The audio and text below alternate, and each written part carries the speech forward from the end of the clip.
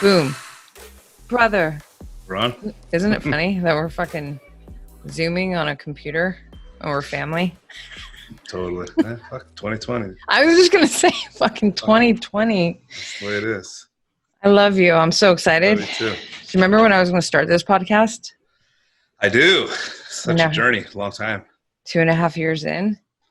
I know. You would actually, well, from my perspective, wouldn't realize the work that goes into it until you have someone close to you that's applying everything into it. And it's definitely more than just talking. So good. And I remember when you were a guest on Mind Pump, and then that's how I learned about them. And they were one of the podcasts that really got me excited about starting a podcast. And that was such a good fucking episode and interview. And those guys are so rad. So yeah, that was definitely a good experience. And it just, it made me think like when I was on that podcast, I actually just appreciated them differently. So I was able to really get behind you, but you had so much to say and passion. And that's really, I think the biggest driver you need. That's a fucking perfect starting place, because you and I talk about this all the time. We talk about, it's kind of like, I was thinking about it today. I was like, man, passion is, it's like a longevity tool, right? Because we always talk about how you need passion to really be alive, to live your life, right? Otherwise it's kind of like, yeah, you're here, but you're not really here. You're just here until you're over, right? I want you to talk about that and talk about, how passion plays a big role in, your life in general, but specifically like how it's even gotten you to this place in your bodybuilding competition career life. So yeah. Yeah, honestly, it's funny too. I feel like everybody knows, you need passion. It's a very common thing to throw around, but bodybuilding really put into perspective like what it means to actually execute and on your passion and fulfill it, because there's so many different mental modes that I go through, specifically when I'm in prep, and it takes so much out of you in this sport if you're really doing it at the fullest level, right? To like execute and make sure that you're gonna do everything you can to achieve your goal. And you're sacrificing more than ever. You don't realize that if you're not into this as much. It sounds like sacrifice, but when you're living the sacrifice, for the lack of a better way of saying it, there's a lot of shit that really sucks about, doing this, right? Yeah. So, and there's a lot of things that sucks about doing a lot of any of the things that are going to be what it takes to get you somewhere in life. And if you don't have passion driving you, you're most likely never going to reach the pinnacle apex point of that thing that you want to do. If you want to be great at this thing, but you don't really have passion behind it, sorry, ain't going to happen. Because when you get to the weeds of it and you start digging through all those tough moments, the sacrifice, the pain, the suffer, all the things that come with the common denominators of why this person is now a success at that thing, nothing is going to push you through all those negative things that it took to get there without passion. You need that. It's the reason that you get up. It turns into, the things that people hate about what I do. The starving, the cardio, the training, the pain, all the things that it was just like, I would never want to do that. Like, it turns those things into, sometimes I'm actually excited for those things. Why? That's what passion does, right? Yeah. It really just makes you capable of kind of appreciating what you're chasing in a different way, because you get addicted to the journey. The journey is really where everything happens. And I mean, if I had no passion for this thing, there's no way I can do it. And now that, some of you guys know, I'm a father now. Like I've lived through so many different careers. I've done a lot. I've done banking. I've done, gym managing, personal training, in person. I've done so many different things. And I was able to be pretty good at a lot of them in different industries. But the one that I had the most passion for is the one that actually became the reason why I was successful in life. And it was like, for me, now that I'm a father, I'm like, you know what? My primary goal is to find out what my kid is good at and passionate as soon as possible. and go that route, because that's probably what he's going to be successful at. And that's probably what's going to make him thrive in life. You know what I'm saying? So if you can't find that thing you're passionate about, you're probably never going to be something that you can use to the word great to identify what you're doing. They just go hand in hand. Yeah. And I totally agree. I think, I mean, it's definitely a part of my process. You know, you have passion and then you have purpose, right? Mm-hmm. So it's like when shit gets really hard, and it's pretty much fucking always hard. Some days are harder than others. Some, you know, challenges that you face are harder than others. But if you don't have passion and a deep, you know, reason why you're doing it, and they really do support each other, there's no way you're going to fucking be able to get through it. Yeah. So you know, when you, I actually want to run us into 2016. Yeah. Really, because that was a hardcore moment of your life. When we think about challenge and adversity, you had injuries.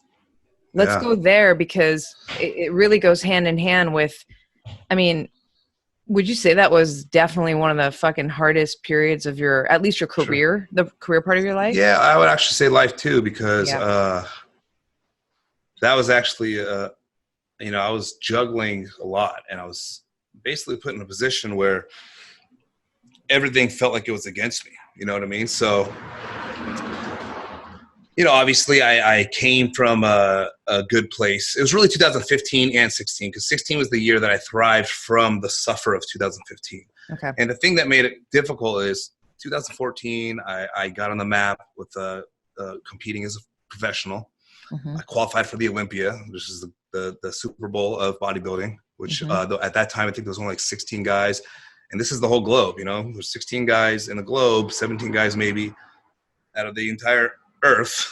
Everyone wants to get to that one stage, and I was one of them. So it was amazing. It was, you know, cloud nine. I felt like I achieved this, and that was hard enough to get there. Leading into that, I had shoulder problems, things like that. And obviously, after the Olympia, I basically had to get some surgeries, and that turned 2015 into where I was up here, and I had some tough recoveries. I let it get the best of me. You know, I was a little bit negative, and it was just kind of fell off the wagon completely. I have a tendency to do that, or I did at the time especially. And I went from way down here to the point where, you know, suddenly everyone was like, wow, you look like this, oh, that. I didn't want to see people for a while, because, you know, my identity became fitness. And this was actually before competing. Ever since high school, you know, oh, Arya is strong, this, that.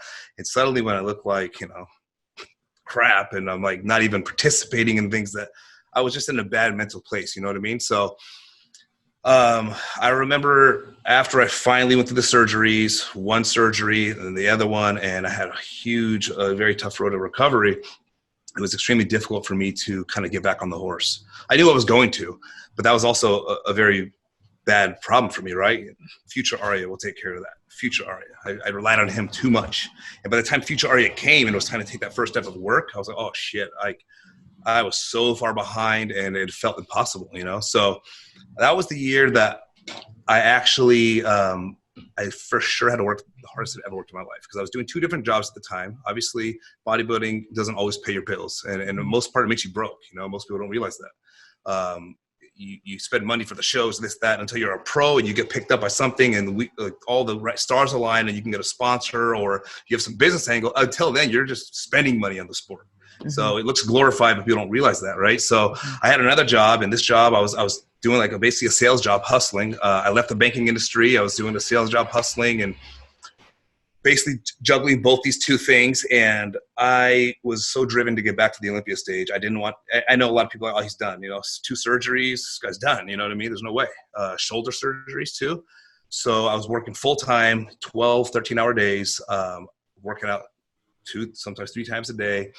And I worked so damn hard, you know, so hard in that period of my life.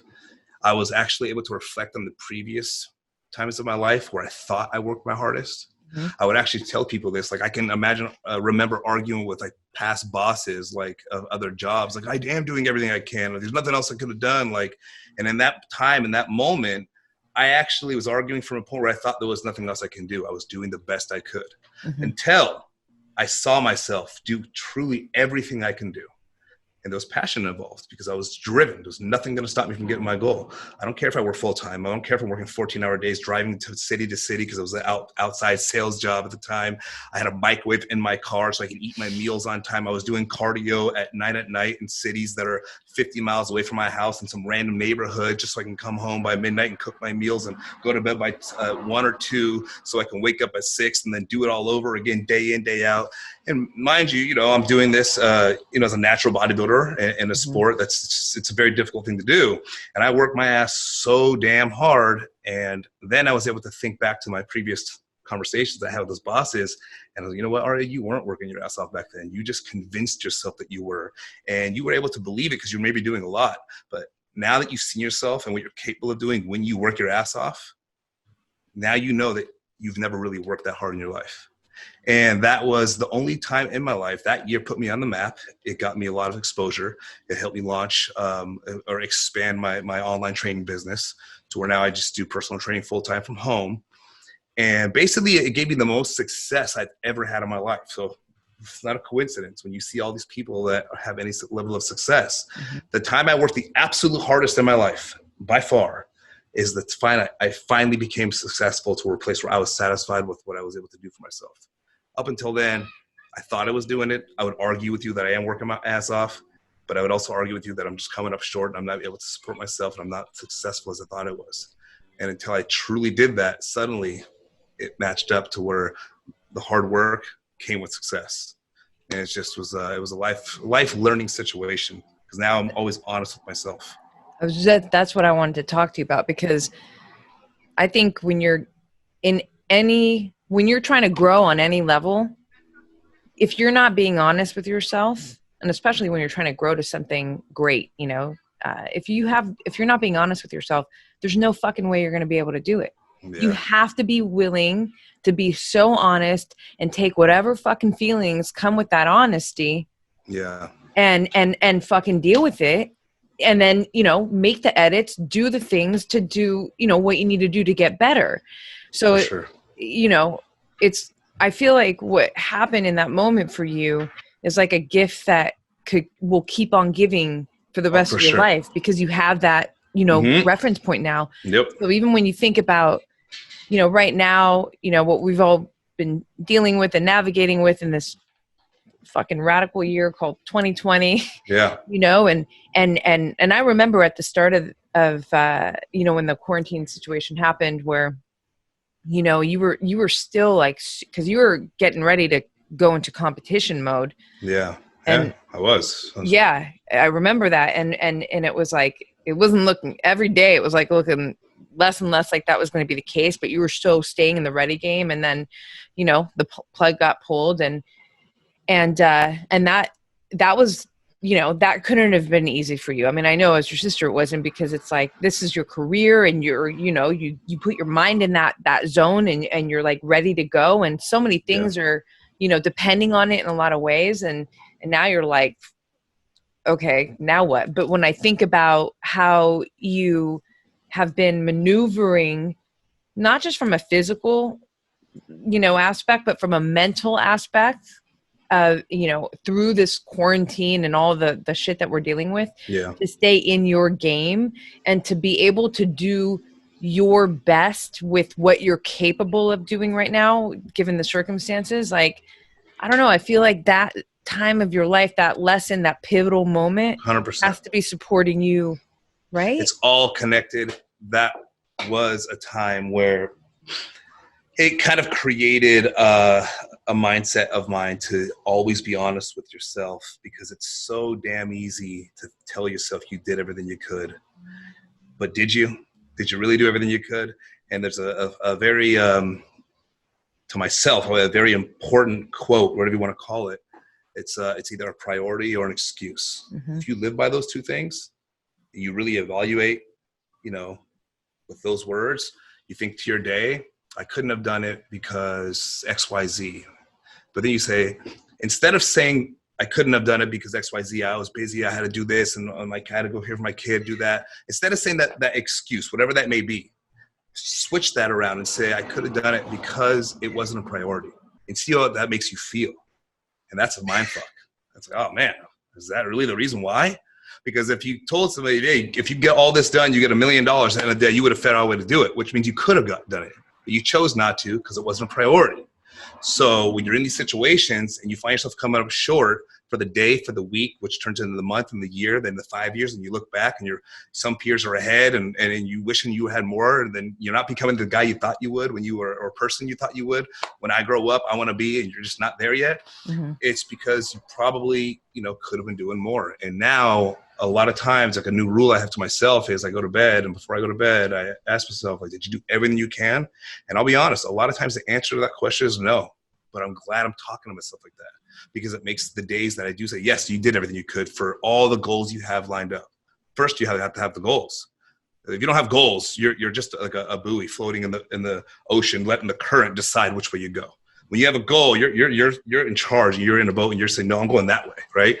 So for me, being honest with myself is the key to that. But I'm glad I had that year you mentioned that forced me to, or not forced me, but just got me to work so damn hard, where there was every night I would go to bed that night. So did you do all you could? I didn't ask myself this question yet because I didn't think that way yet. But if I was to and go back and reflect, the answer was every single day I'd be like, hell yeah, you did.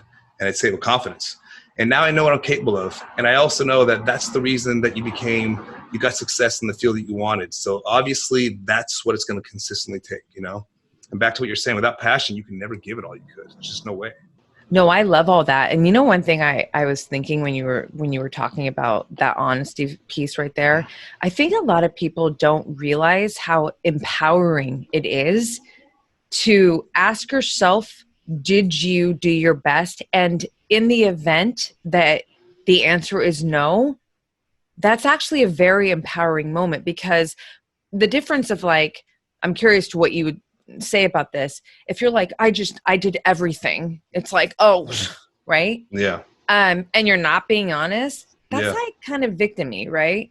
Versus fuck, for whatever reason, I just came up short today. It wasn't my best day.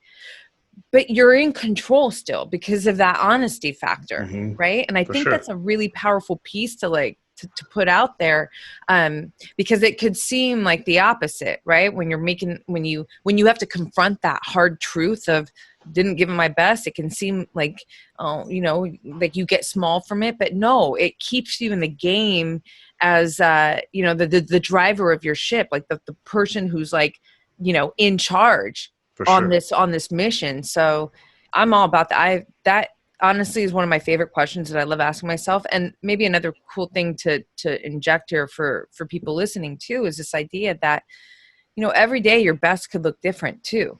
For sure. Even like specifically for women listening, it's like our hormones are shifting every week, right? So fuck, man, my best this week because of my hormones may be very different than last week. But the most important thing is what you just put so much emphasis on, which was you got to be fucking real with yourself no matter what, right? If it's important. And I think that's I don't want to say a skill set. I don't know the right word for it, but it's something that you have to, not everyone's going to be able to do that right away. You don't want to tell yourself that I didn't do all I could. It feels like shit. You don't want to say, oh, no, I could have done, I did everything, or I could have done more. It doesn't feel good to say that. So getting to a place with yourself where you can feel comfortable talking to yourself like that, and then truly being honest with yourself and really evaluating, it's gonna really empower you for sure. But I think this all kind of circles back too, which is kind of cool. It comes to that word passion, right? Because if you never applied yourself to something you're truly passionate about, your gauge is off. How do you know you gave it all your best? Well, if you never really applied yourself to something you're truly passionate about, that's probably where you're going to find what your best is, right? In that mode of being passionate. And everybody has something, even if it's the stupidest little thing that you did when you were a kid, a video game, a toy, a hopscotch, whatever. If you were weird about it and suddenly you were the best in school and you were this, you can remember, like, when I was obsessed with that thing, I was the best. So it's kind of like the passion is going to drive you to work your hardest. Working your hardest is going to allow you to get the success. That's going to be something you can always use to say, like, am I kind of using that kind of energy towards this new task that I'm on? You know what I mean? Yeah, It kind of totally. helps you. So if I didn't have that, that difficult year you brought up, that really forced me to kind of put myself to the test and work beyond everything was against me, but I persevered. Now that's my new bar. And Yeah. now I know, and until I do something even better to say, no, this is my bar now. And tell them this is what I can consider what my best is. And I'm still thriving to do even a harder year and work even harder to say, now I know I'm capable. Because knowing what you're capable of is the key to knowing if you did everything you could have or not. And until you get something passionate that's going to drive you to find out what you're capable of, then you're never going to really know if you're doing your best. That's why it's so important to find out, what makes you tick and what makes you go. If you're wasting your time with some dead-end job or something you're truly not good at, and it's scary too if you're, like I was in banking, for example, and I was actually good enough at it. I was talented enough to get promoted in the corporate job, and I got up to a management position. That was a very dangerous place for me to be. I was good enough to excel and make a career and make decent money, but there was not the passion behind it. So I was never going to become the best banker in the world. You know what I mean? Finding something that I was able to do that really resonated with me in my heart and my soul and my passion and all that, that was actually what pushed me to see myself work my best. I mean, the banking was dangerous because when you can be kind of good at some stuff, it's a dangerous place to be because you're going to only end up mediocre. You got to take risks, and those risks have to be with the thing that you're passionate about, because then you're going to see yourself work like you've never worked before. And that's probably where you're going to find your success in your life, where you can look back and be proud of yourself. Not the banking job that you got to a certain level, but you're like, I don't really care about this that much, but it pays the bills. Because you're complacent with that. And I think what you're saying is it's so awesome. And I'm about it, but it's like, you got to be willing, passion and purpose. What you're describing, it allows you to push to your limits. Like, you don't know what your limits are because unless you go near them, like you're trying to touch them. And and the mediocre complacency situations that are more comfortable, right? They're not gonna drive you to that point.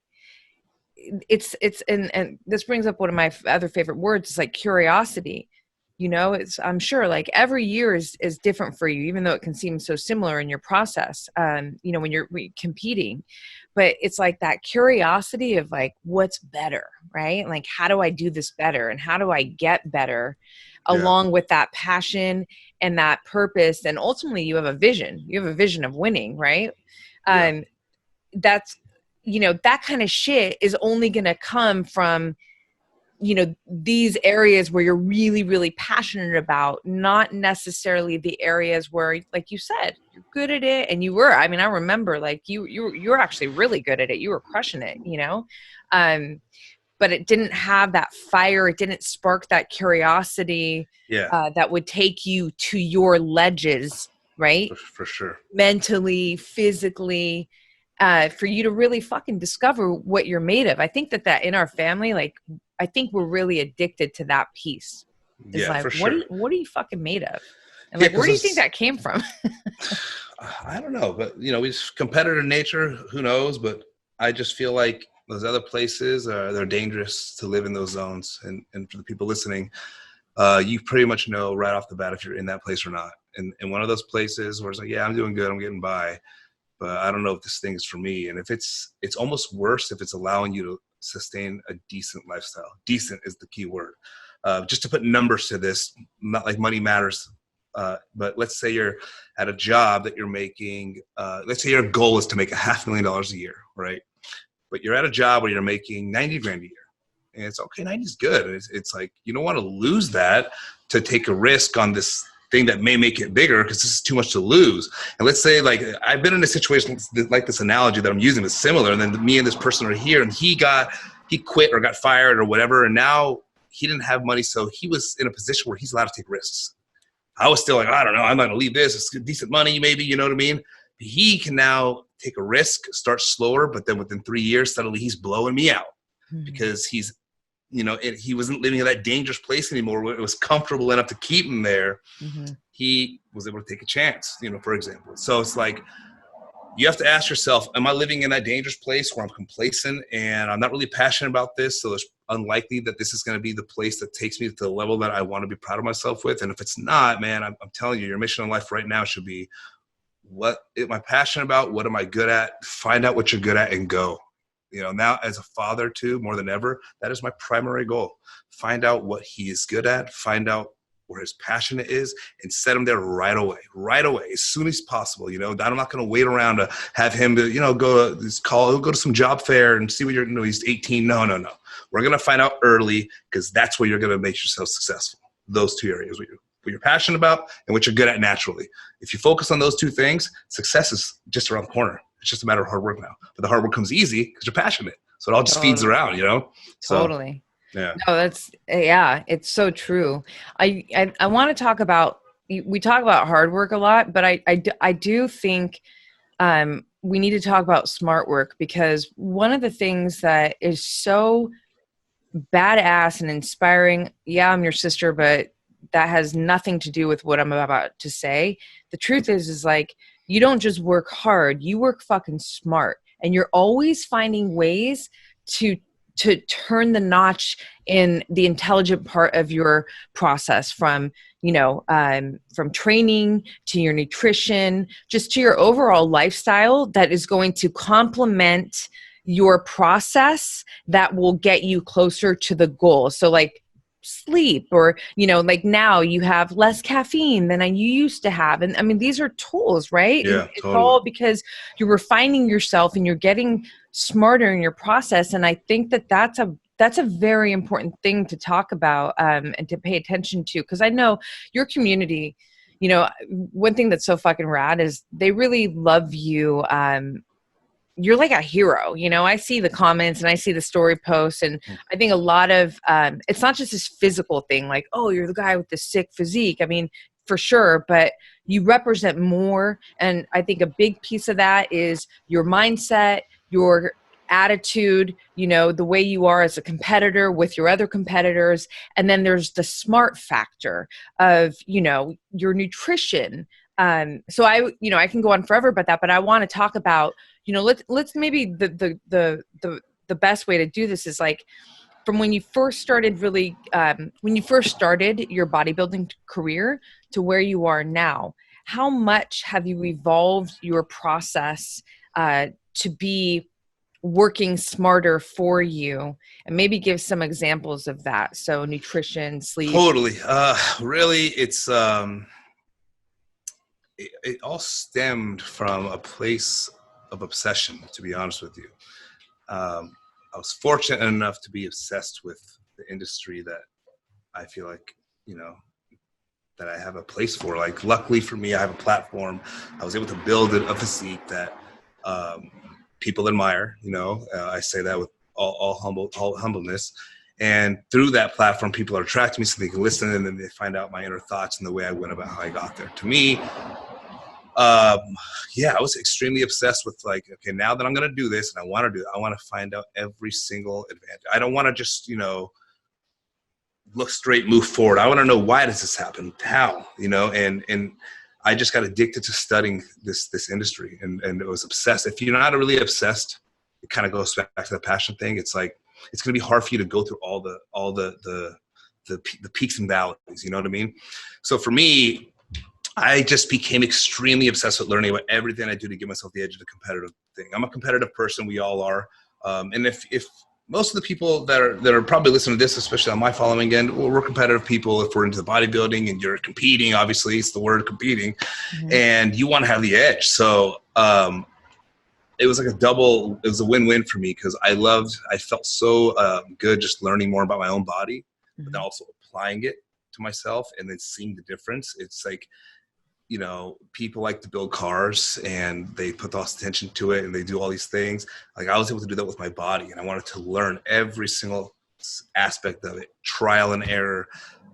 If I do this, if I do that. So I just became really addicted to the science of bodybuilding, not just, I want to pick this thing up, put it back down, wait for it to grow. You know what I mean? Like, I didn't really get appealed to that. I got appealed to learning the science of it. And fortunately enough, it was interesting to me to where I got obsessed with it. I wanted to read every study. I wanted to find every podcast.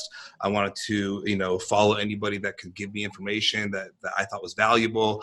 I never was a big reader But when I got into this, I was literally reading nonstop. And when I had those surgeries, I was part of it too.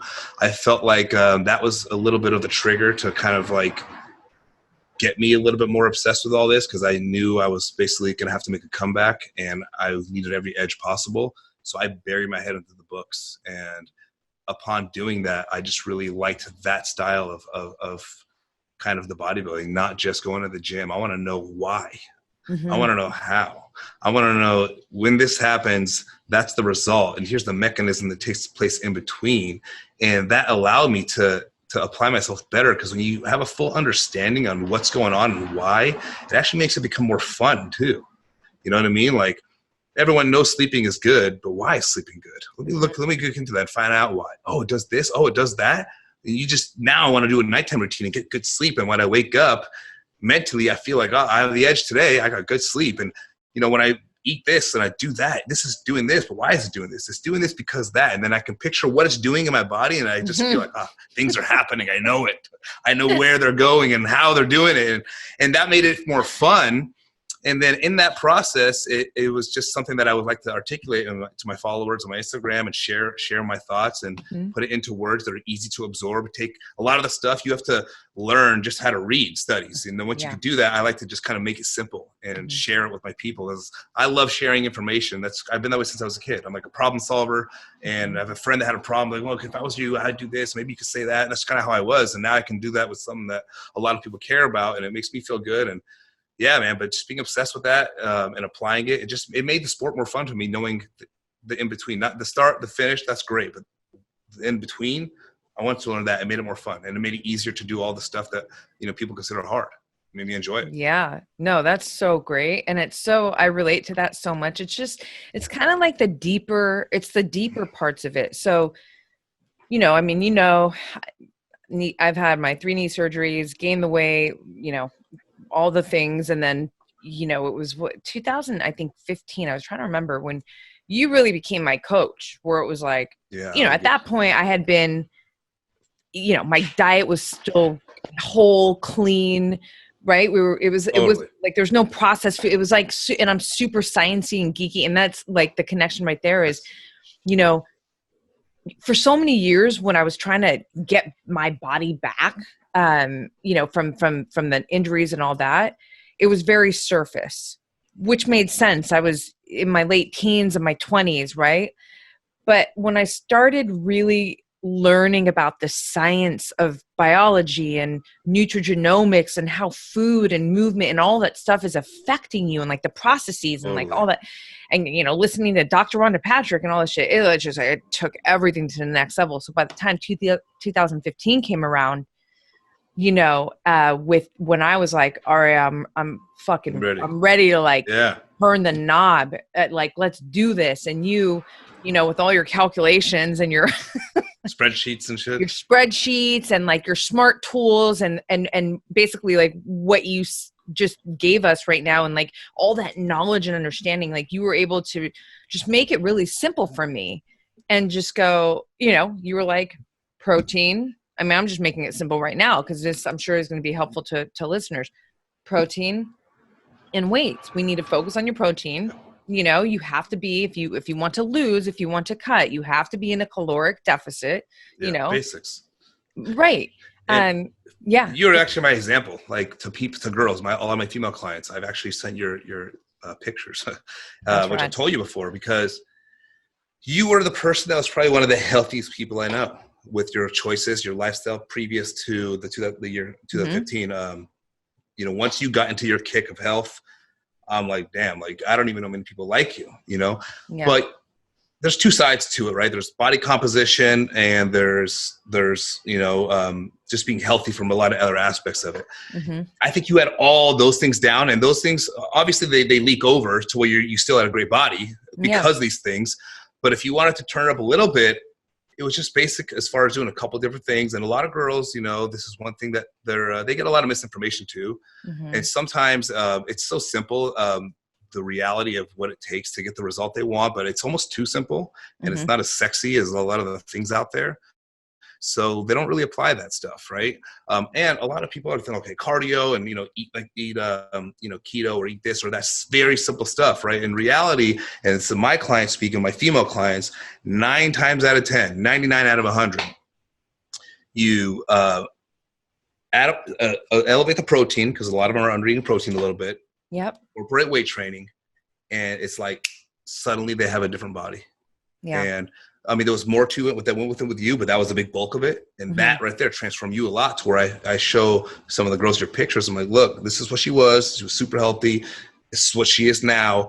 These are some of the main primary factors that made the biggest difference in her physique to really shift her body composition. That's the key piece. Body composition. Yeah. Because there's different elements, right? There's a lot of aspects to health, this, that. So that's where people get confused too sometimes. Yeah. Sometimes I'm like, look, I am specifically talking about body composition right now.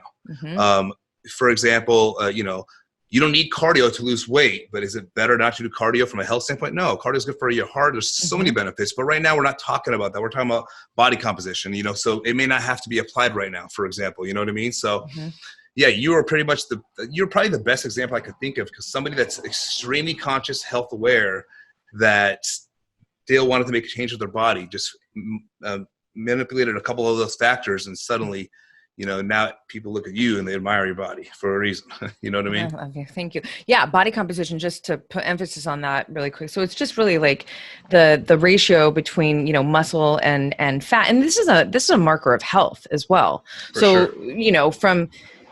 We know, like, I'm really interested in cellular health and my body composition from a health perspective, but for sure I have aesthetics that are beyond, just for the reasons of health. Like I like fine shoulders and, my glutes and all that. And so, yeah, I mean, you were such and you still are, but just you were you played a huge role in that shift for me. Maybe in 2014 even, I don't even fucking know, but whatever the case, it was like, man, I just remember, and I want this to live in this conversation, for the women specifically. I just remember all the years you and Michael, our brother Mike Saffaie. I knew you were going to say this, what you're about to say. Because it's so important. I know what you're about to say. And I've said it so many times, and I'm going to keep saying it because it's going to come up when, other people are on the podcast and fitness, but like, man, I fell for the shit. I fell for the, don't lift the heavy weights and you're going to get bulky and all the things and all the fucking shit. And you guys used to tell me, like, dude, fucking lift some real weights. And I was like, no, I already have muscle. And and then, holy shit, it just changed, man. And not only that, but like the mindset changed. Now I'm like, well, I'm always flexing. It's like part of my fucking for sure. signature, But the truth is that like I leaned out too. So, just validating your, knowledge and your direction in this. Cause I know that you coach, men and women. And obviously, those listening to this podcast, we have men and women. And it's just important for me. I feel like someone who, I just feel like it's almost like a responsibility to tell, like, do what you want to do with your body, but just know that shit isn't true. Like, 500 calories, 1,000 calories, and then cardio till you die and have celery. Like that's horrible. Yeah. No. And so, honestly, a lot of things too, people don't realize that lifting weights is just, I think cardio is the answer, versus lifting weights to lose weight. It's really the other way around, because cardio burns while you're there in that moment, right? So let's say you're doing for easy numbers, 30 minutes of cardio, you burn 300 calories. But if you lifted weights for 30 minutes, you burn 150 calories. It's like, well, that's half. I don't want that. It's okay. Well, what happens after you do cardio? Well, for the most part, especially if it's low intensity, that's it. You burn 30 calories. Have a nice day. That's all you get out of it. What happens after you lift weights? Well, things on a cellular level are now changing in your body. You just triggered a process. Now, what we're doing is we have to, the muscle's broken down. We have to go and recover this muscle. That costs calories, right? There's damaged muscle there. We have to recover, repair it. We have to, now that we've built new tissue, because that's a result of the exercise, the next day you're feeding it nutrition, it's recovering. All these things are calorie expensive. So from that one session, you're still getting a residual benefit there. And now if things were good enough, you built new tissue, and guess what? Maintaining new tissue costs calories. So that one session, that 150 of calories you burn for that 30 minutes versus the 300 really turned into a hell of a lot more calories down the road. So it's almost like a teach a man to fish versus give a man a fish type of thing. Cardio, you're give a man a fish. And yeah, he'll eat and maybe get full. Teach a man to fish, like, oh, this sucks. Like, oh, shoot, now I can eat forever. Residual benefits, that's what weight training does. Because eventually you're sitting there, maybe 7, 8, 9, 10 pounds heavier of muscle. And just to do that, just to have that muscle on your body, you're burning more. Just sitting on a couch, you know what I mean? So now it becomes easier to maintain body weight and actually have a lifestyle versus just chasing cardio all the time is the only way. It's like cardio is only as good as a snack you just ate. That's it. You don't eat that snack. Same thing. Not for your heart health, because remember, body composition and health, 2 different things. But as far as if your goal is body composition, it's like, do I need to do cardio, or should I just not eat that snack, the bag of chips? Same damn thing. Weight training, not so much. Like, okay, well, the chips actually can help go towards the recovery of this and build new. So it's just so many different reasons why that's better. If I had to choose one version and my goal is weight loss, if the rest of my life, say you can lift weights or do whatever, my goal is weight loss, hands down, weight training. And this is something that a lot of females, they don't wrap their head around because they're just sold the idea the wrong way. Yeah. But like I said, 99 out of 100 of my clients, it's like, hey, let's start lifting weights. More vigorously, not just little lightweight stuff. I want to get tone, all that stuff, and up your protein. And within 8 weeks, it's like they're looking at a body they've never seen in their whole life of 10 years of trying. You know what I mean? It's literally that simple. It's like magic for them, and they're like, wow. Right. No, and another great piece to add to this is that my good friend Dr. Gabrielle Lyon, who's like the queen of muscle health, that's what I call her, right? And she says that muscle is the most underappreciated organ because it's actually the organ of longevity. So it's literally what's going to support your lifespan, your health span, to be, for you to. I had this conversation with a girlfriend the other day. We're talking about she wants to start lifting weights, right? Because we're talking about all this stuff. And right now with the quarantine and all the things, it's hard to get weights at home, And we're online shopping. She's like, wait, what weight do I need to deadlift her? And she's like, wait, 35 pounds? Like, it was hardcore, right? And granted, she doesn't lift weights. But I was like, it hit me. I was like, imagine you're in your 30s and it's hard to deadlift 35 pounds, right? What's going to happen when you're 50 or 60? This is where it's hard to get out of your chair to lift your own body weight. And this is where, when you get into those older years, decades of your life, now you might have to go to a home because you can't, or you need somebody to help you all the time. So it's like, you got to stay ahead of it. And so I'm just adding to this because, I love merging. Yeah. I want the vanity piece to it. Fuck yeah, for sure. It feels good to live in a bikini body 365, I don't have a fucking summer body, but it's almost like it's the byproduct for me, because what I really, the most important thing for me is I'm getting out of my chair when I'm 70, 80, if I get to live that long, my cognition's on fire, and all that stuff. So it's just going back to the resistance training piece. It's like, I love that, I finally fucking listened basically to my brothers, it just changed everything. And it put me on a way healthier trajectory for the rest of my life. For the rest of your life. And that's the thing, connecting to what you're saying. A lot of people that don't implement these kind of things, they don't, and they have these little pains, or I can't do this, or, I can't do that. With weight training, even like stretching, mobility, all these kind of things that really matter. And by the time you're 40 or 50, whatever, what are your peers all telling you? Oh, back pain. Oh, I can't do this, can't do that anymore. It's like, well, why can't you do that anymore? It's not because it's not because your age is limiting you. It's because of your actions of what you've been doing is limiting you. But because all your peers are telling you this, what do you think it is? You think it's normal. I'm just 40. That's all. I'm just 50. That's all. That's why I can't lose the weight this time. That's why I can't move around like that. And I become more comfortable with that being the reality because the peers of my age group are all saying the same thing. And that's the most misleading thing that can ever happen to you. The older you get, the more you have to do to just compensate a little bit, right? So weight training is one of them. Mobility, stretching. If you don't want to be the person that has a bad back, that can't walk, or I can't do this like I'm young anymore, you just have to do a little bit extra work, but you can be just as much as the 25-year-old if you're ahead of the game. You know what I mean? I feel like everybody, like I see some people like, oh, I'm 40, can't do this, you know, like I used to. And I'm like, dude, like I'm 38, bro. And you don't know, he didn't know that.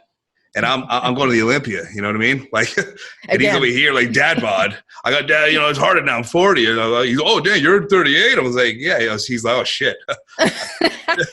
I guess I just made myself look dumb. And it's like, the thing is, you're just letting that persona of age groups, and most people aren't keeping up to date with that stuff. And it just, one thing I've learned, especially with like mobility and stretching and stuff, is like, if I want to expect to be the guy that's 60, that's able to do all the things that people do when they're 30, I better be ahead of the game now. And I'm not going to let my peers suck me into the mentality of thinking it's just a part of getting older. It's like, no, it's not. That's just because most people aren't going to do the type of work required.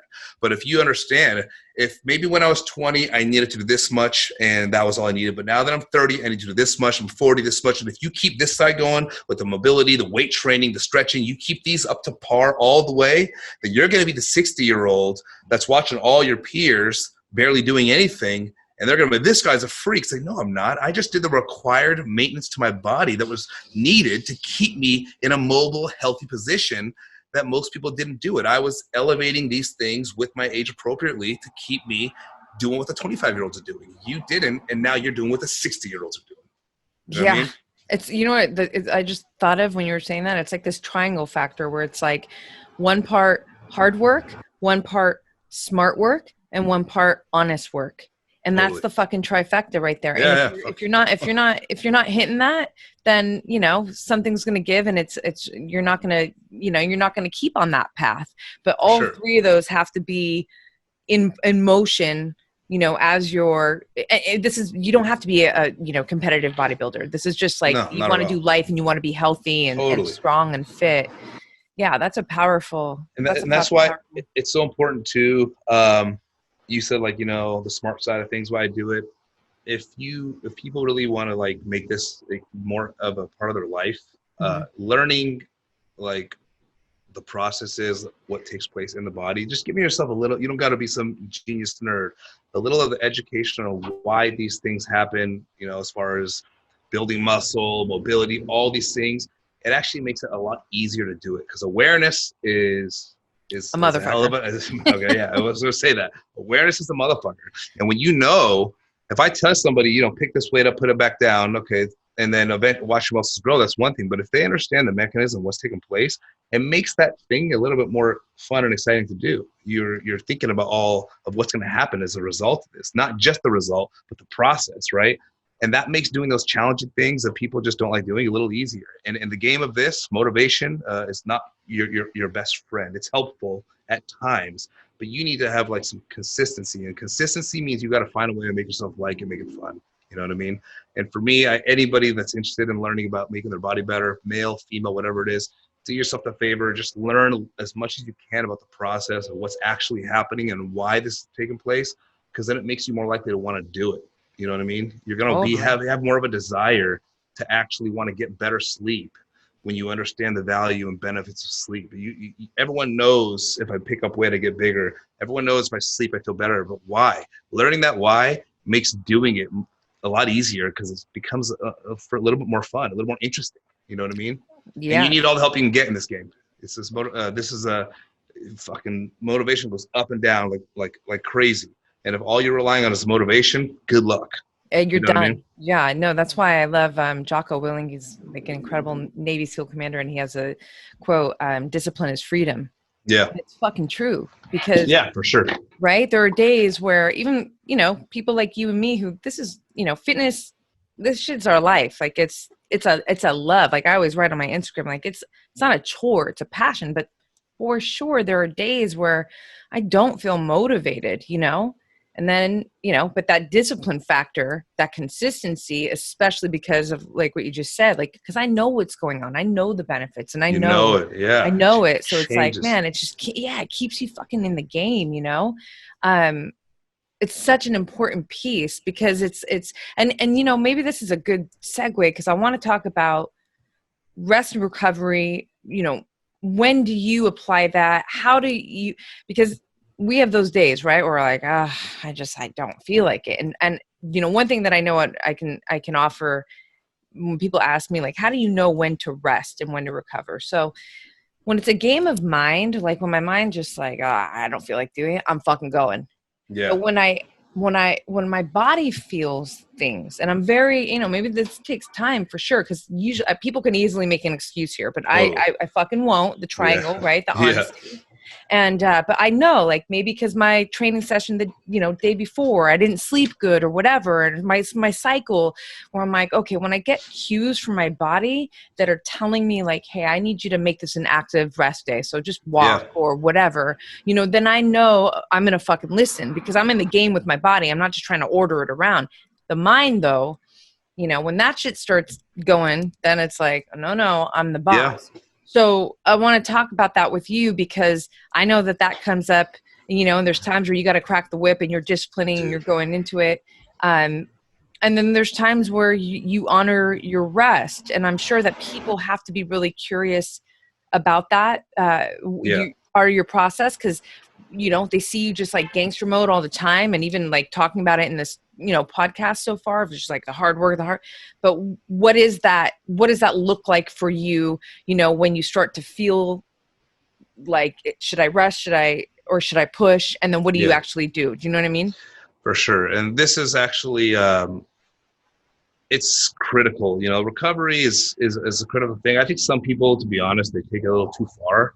They've read little too much about recovery, and that makes suddenly they're taking 6 days off a week. Recovery, you know, it's like, that's not how you're supposed to look at it, right? But the balancing act of recovery that you need is definitely something that you have to put a lot of thought in. For me, what I like to think about recovery, which it helps my mindset. Again, learning. This is another thing connected, but somewhat different we're talking about.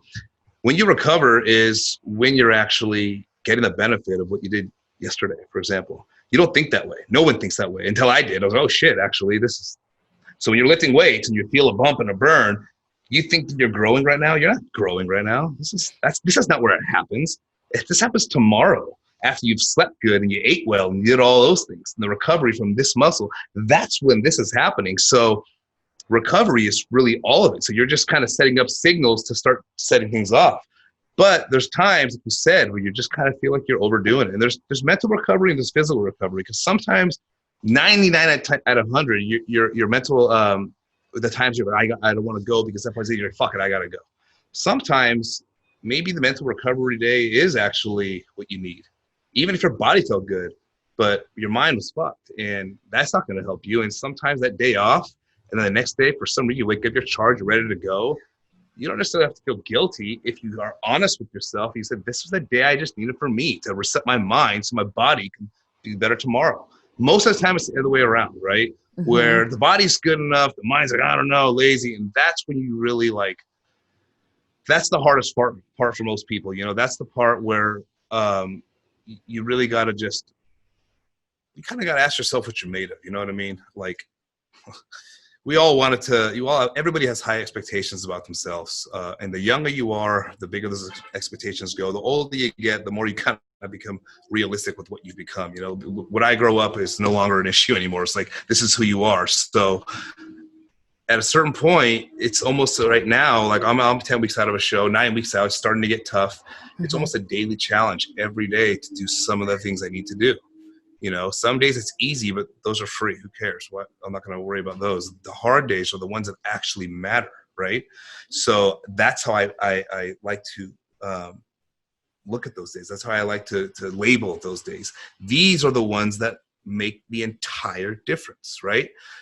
So when I'm about to go to the gym, like last year was probably one of the most difficult preps because I dieted so long.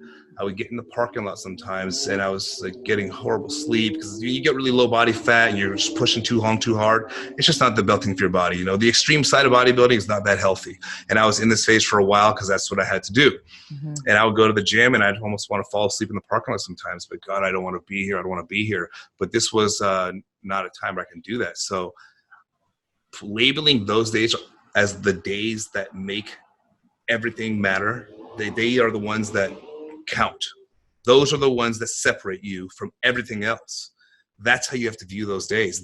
And then that forces me to go in there and do what I have to do, and not 90%, because it's a light day. No, you got to go 100%. You got to do what you need to do. You know what I mean? On the days you know you need to. So for me, labeling my day, those days, like those are the biggest ones to overcome. Those are the biggest ones that make me feel satisfied for overcoming those challenges, because those are where people quit. Those are where people decide not to do this. And one day here, one day there, times 3 months, 6 months, is the difference between someone that's here and someone that's here. So I almost like on purpose sometimes to force myself to get the absolute best workout possible on the days I'm dreading it the most, because at the end of that workout, I feel like, man, you just totally won. And now I'm motivated again. And now tomorrow even feels easier because I just killed it today. So now I feel like you got some momentum, you know, you did it. You pulled it off. You got through this workout. You didn't want to be here. You know, you didn't want to be here. You push yourself because you knew these are the days that make champions.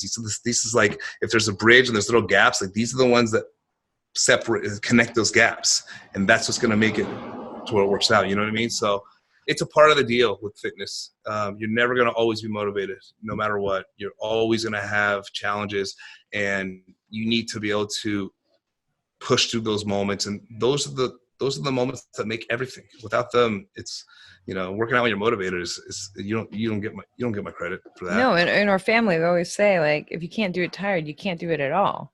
Yeah. Like it's the last set. It's the last rep. It's like, that's where I fucking tell myself, like, who the fuck are you? Oh yeah, prove it.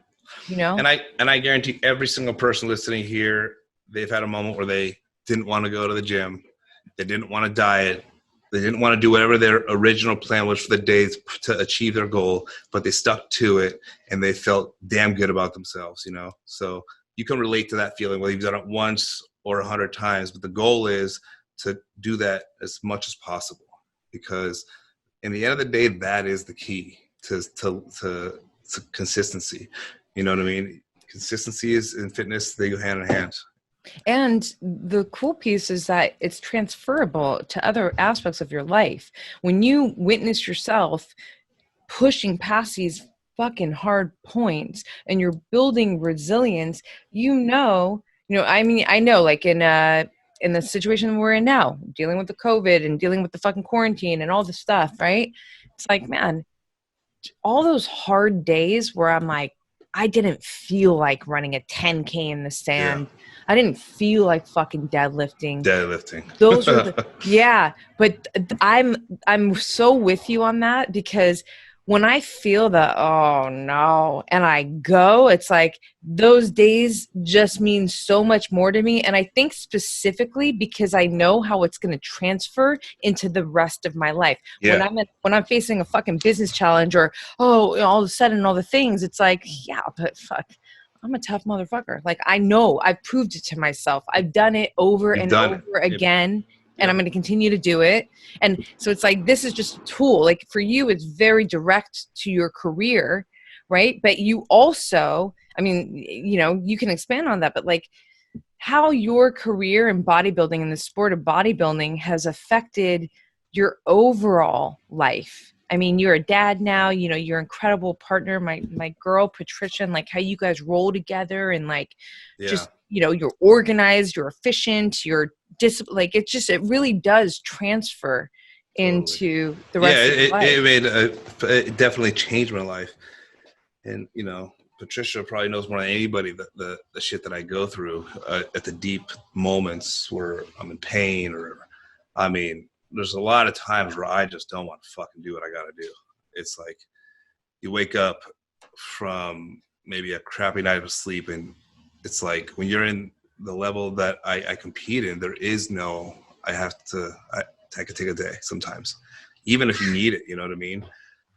But when you actually push through all those things and you get success at the end of it, it becomes back pocket motivation for the rest of your life, because you realize that is what it takes sometimes to become successful, not just in this, in anything in life. There's always going to be moments and times you just don't want to do it.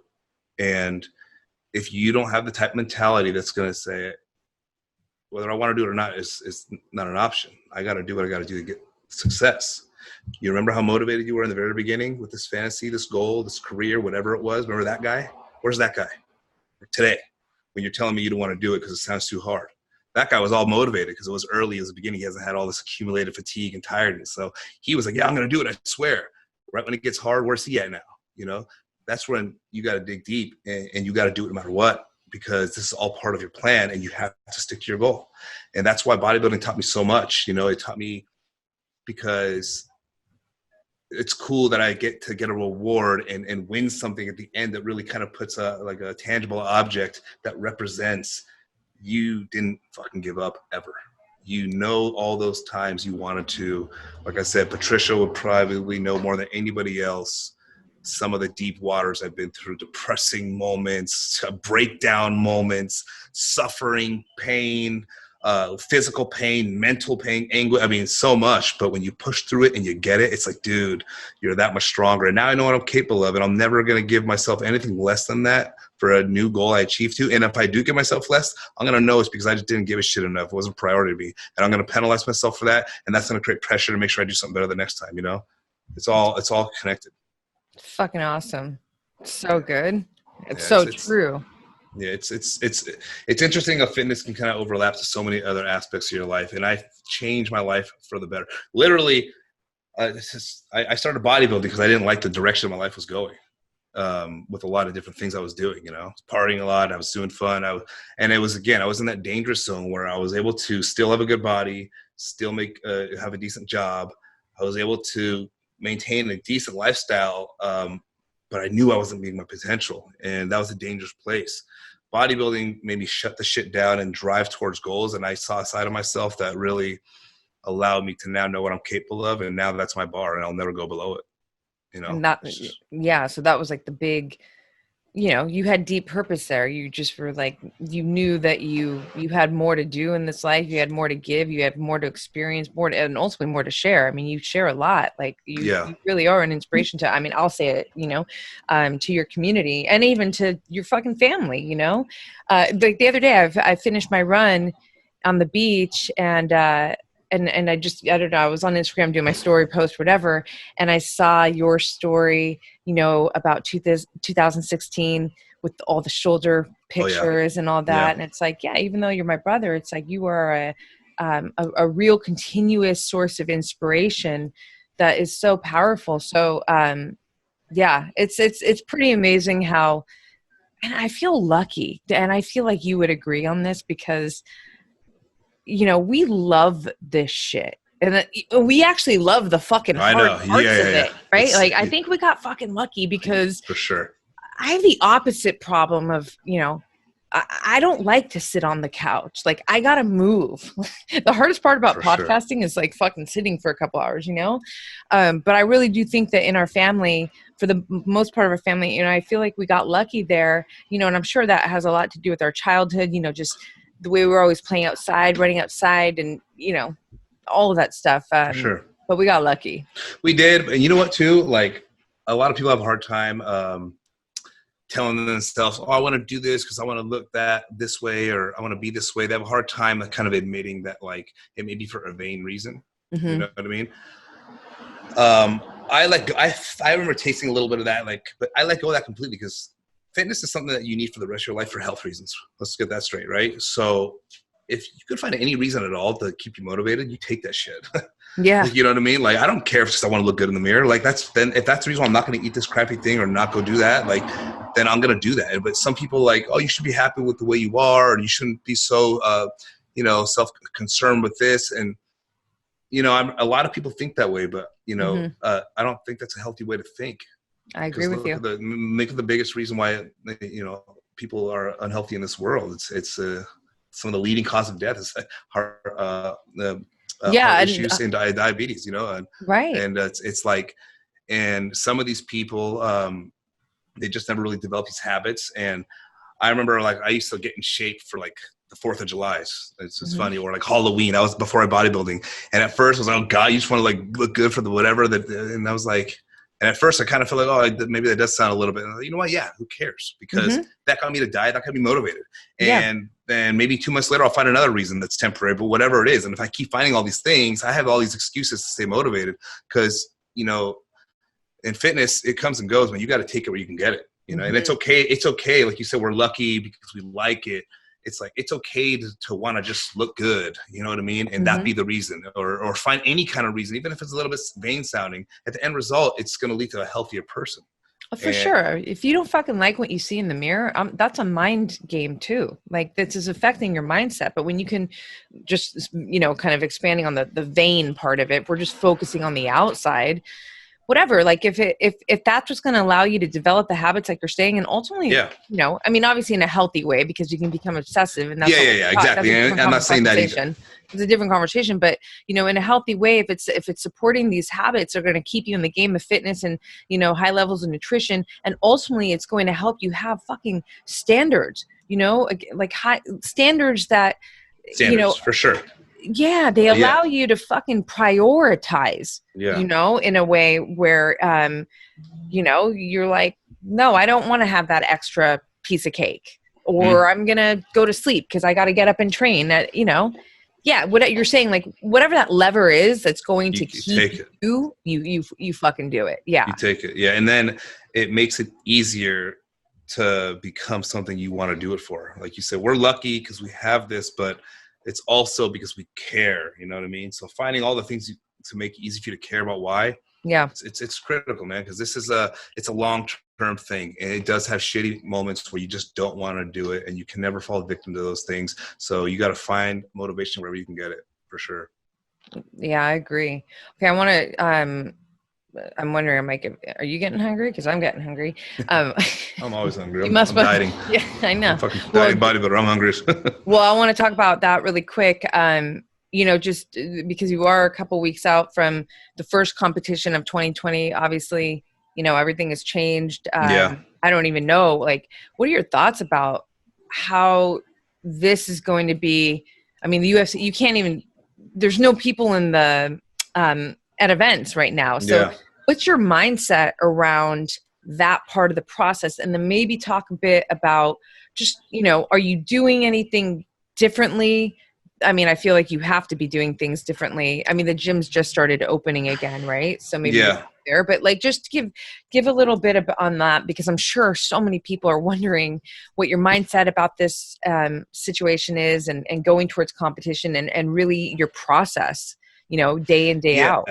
I mean, right now I'm just trying my best to not be distracted, because for what I do, anything less than everything that needs to be done is just simply not good enough. So yeah, there's a chance the show I'm even going for may get canceled again because things are getting crazy, but I can't let that get in my head right now. I just have to assume it's going to be what it is, and go 100%, you know. But for most of the people that are just going through, I mean, honestly, when this thing first happened, it was almost easy for me to just like give up a little bit, you know, because everyone was giving up at the same time, and you're just like, it's always easier to go down with a friend, you know.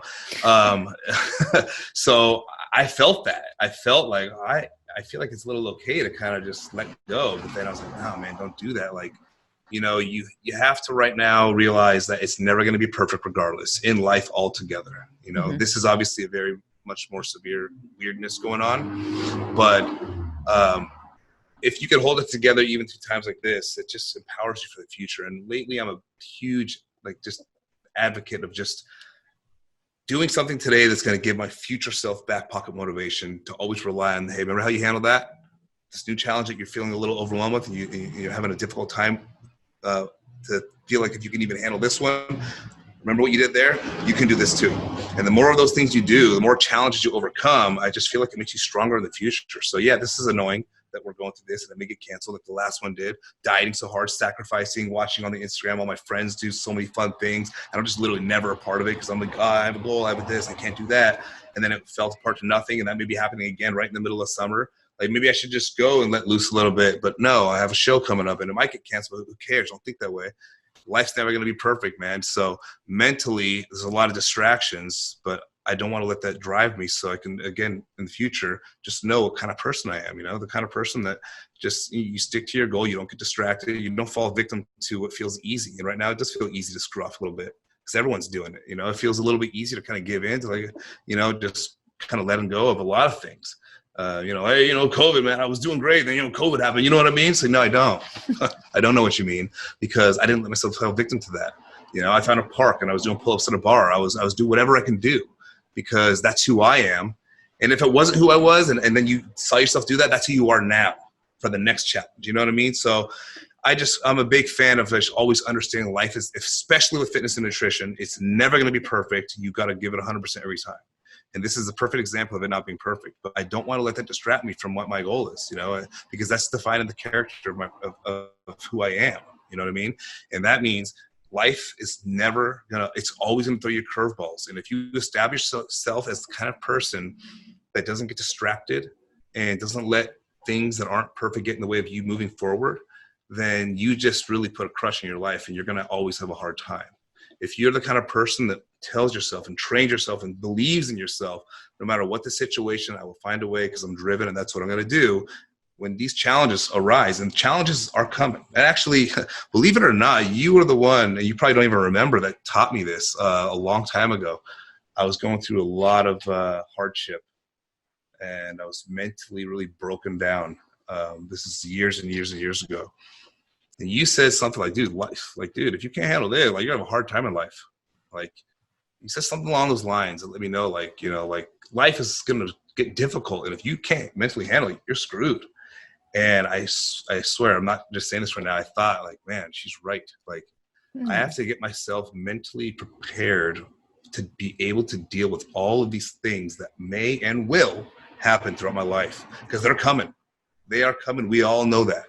You know, the worst day of your life may be ahead. Who knows? You know what I'm saying? So I want to make sure that I'm prepared for that. I want to make sure that my mind can handle that. And what you're doing today is going to help you in those moments. And I just think that way all the time. You know, it helps me to kind of not let nothing distract me from my goal. And if it does, again, because we all screw up as humans, it goes back to what we said earlier. Just be honest with yourself. Tell yourself you screwed up, and embrace it.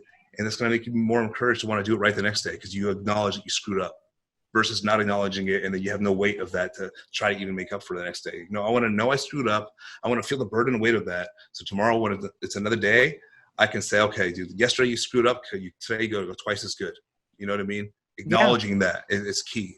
Yeah, and maybe it's dude, that whole piece was so fucking powerful. There's so many things I want to say. I just want to, that last bit that you just said right there, and maybe it's you know, maybe you made a mistake or something, and so you know. And so in that moment, it's like, cool, I'm going to learn how to do this differently and then apply that, you know. I'm just saying that's another way to look at it. But what you were just saying right now, first, I love that. Yeah. I don't remember when, you know, I said that to you, but no, but I thought of it at least 100 times since then. It was like in 2008 or 9.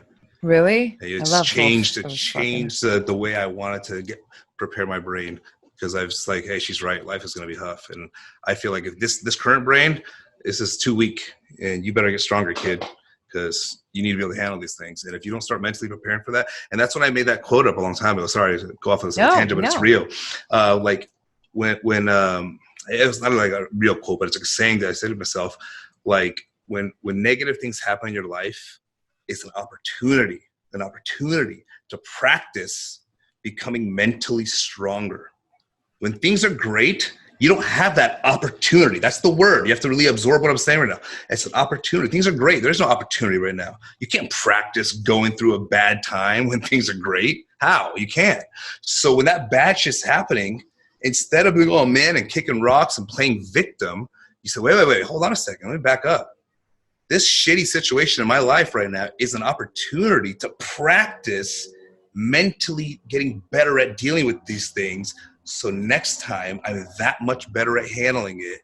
And this is going to be the way I'm going to be able to live my life strong and give advice to my son and really just get through this life of ours. You know what I'm saying? So when bad shit happens, if you can make that your reflex, if you can train yourself to make your reflex to bad things happening, becoming, wait a minute, this is an opportunity to practice becoming mentally stronger, then you got to take advantage. Don't waste that shit. Don't waste it by moping and getting nothing out of it.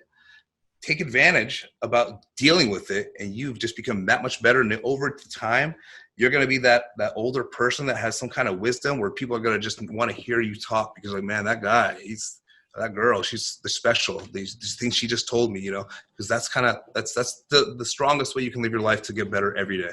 Well, Don't let that bad shit fuck you up. It's so funny because I'm sure, you know, people who are always that listen to this podcast a lot are probably thinking they're a fucking family, because this is literally like I was coaching one of my clients the other day, and I literally told her, I'm like, okay, this is my goal. We just started, you know, I just started coaching her. I was like, one of my goals with you is I want to reframe hard for you. Yeah. Challenge. So I literally want, you know, as we get deeper into the game together, when you hear hard, because she was just saying something about like, you know, it's hard and hard. Not like complaining, but just, you know, the weight of the hard. I was like, I want it to be like hard. Like you get excited. That sounds funny right now, but like, you know, like, I know, right? Fucking, if that's what you got to do. No, but then I was like, I want it to almost be like cha-ching, you know, like, yeah, fucking money. Here comes an opportunity. Yep. And the reason why I say this is because, you know, and this goes back to where you were, and I wanted to kind of pull on it a little bit more, is like when you were talking about like life being hard and life's just going to get harder. Side note, one part life is fucking hard because that's just what life is. But equal parts, life is fucking going to be hard because I'm going to make sure of it. Because I'm not playing small. Because I'm fucking so, and I know this is kind of cool. I thought about this just recently, a couple weeks ago, and I know you'll appreciate it because you were a wrestler, a fucking badass wrestler in high school. But I was thinking, man, I'm like, I'm fucking always pummeling with life. It's like boom, boom, boom. You're pummeling, right? Yeah. Right? Like the concept. And so, you know, I really can speak to this so authentically, which is why it's such a part of the brand and coaching. Like, I know hard, right? You know, even in our family, like our upbringing, it's like, we fucking know fucking hard. We've tasted some hard, for sure. We've tasted some hard. And then in our, you know, older, like where we are in our career lives, like we're going, that's what Seek the Fight, you know, it's like, I want to go towards the motherfucking hard, because on the other side of that hard is the fucking next level version of me in my life. The next level, it's the next back pocket motivation forever. You have, for sure. And the other piece that I wanted to pull on, because you said it, and it's so aligned with so much of what I talk about. I always talk about how I have a relationship with my future self, right? Like it's a whole fucking thing that my people know about, like the women in the mirror, meditation. I actually opened out one of my journals from 2020 fucking years ago. And it was funny. I was like, I don't even care about being a billionaire. I'm chasing the person. Mm-hmm. My future self, she's got all these things, and I'm in the home when I meet with her, and podcast studio and all the things. And that's all wonderful. And I want all of that. And I drive myself every day to that. But really, it's not about the things. The things are there because of the woman that she is, because of the way she's lived and she's succeeded and she's handled and seeked the fucking challenges and all of those things. So it's like every day I'm chasing the fucking person. And I feel like I don't feel like it. You literally were saying that, like, what kind of person do I want to be, you know, in this moment? Am I the fucking guy that did it this way or did it that way? And it's like, I feel like that's such an important piece. And I know I talk about it a lot in my own way, but I love that you just took us there from your own perspective in your own real life process, because it validates the idea even more that, like, if you start paying real attention to the person in the process and who you want to be in your process, in your life, that's when fucking the entire game changes. Big time. It's right? It's just like, I think it's one of the most important qualities that you can acquire, you know, because, you know, life is not too forgiving all the time. So if you can't get yourself prepared for these moments, it's going to be a rough road. It's going to be a tough time to you're going to have a lot of those tough moments. So even like when I get injured on my shoulder, I'm like, oh man, I'm so depressed. And I'm like, dude, look, you know, what if you lost everything? What if you lost your arm? You couldn't bodybuild, and whatever it is, like, you got to use this moment that you're down. I just wanted to give up completely as opportunity to get stronger mentally, deal with it better. And it's been one of the most empowering things that I've ever done. And I practice that every day still. And sometimes I forget, and I do play victim. We all do, you know, but most of the time I really try to say, look, man, just, this sucks for sure. How are you going to handle it? How you gonna, what guy are you going to be right now? You know what I mean? Like Yeah. if you're in the heat of battle and things are hectic, you're going to curl up and say, oh, I want to go home. Or are you going to be the guy general that leads the direction and ends up saving the day in your head, that's what's going on. And you have to be that person. And you do that enough times, fucking like life is no longer, you got life down. Now Right. suddenly you're just, that's your reflex reaction now. You Right. don't let yourself, you know, and the opposite effect of this, everybody knows someone like this, is the person that's always a victim, right? Right. And they're always, it's all for me, oh, for me. It's like, dude, it's like, that's the complete opposite. Like you can be that, you don't want to be that, you can be the middle, but don't even be the middle, be the other way. Be the one that embraces the challenge. I take them on. I almost get excited for them. Like, all right, fuck that. Let's see what I can do. And then when you come out of that, man, you're just another person. You do it enough times and you are just, you know, just completely transformed human. And without that kind of mentality, you know, it's going to be a tough road. And it pretty much kind of puts emphasis on something that you always say, which is enjoy the suffer. Yeah, enjoy for sure. Yeah, it's a weird place that you go to when you do that, because man, like the way life is, I feel like everybody wants so much from themselves, you know. I always said, like, when you're young, like, oh, I want to be the president, and you're 5 years old, whatever. You're 10 years old. I want to be a movie star. You're 12. I want to be an astronaut. You're 17. You know, doctor, lawyer sounds good. And you're 25. Like, shit, man, if I can just find a way to pay my fucking rent, you know, like it gets so much more realistic. You know what I mean? Like, so it's like you really got to just like. You know, you got to thrive to become that person you want to be. And it's going to only and always take hard work.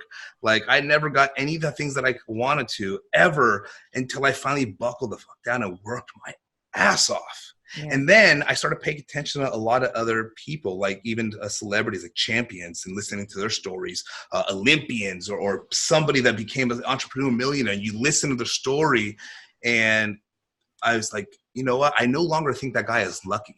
Mm-hmm. I used to think he was lucky, maybe. You this, I've been that, or you made, of course, you know, that's because of this. Or if I would have, no.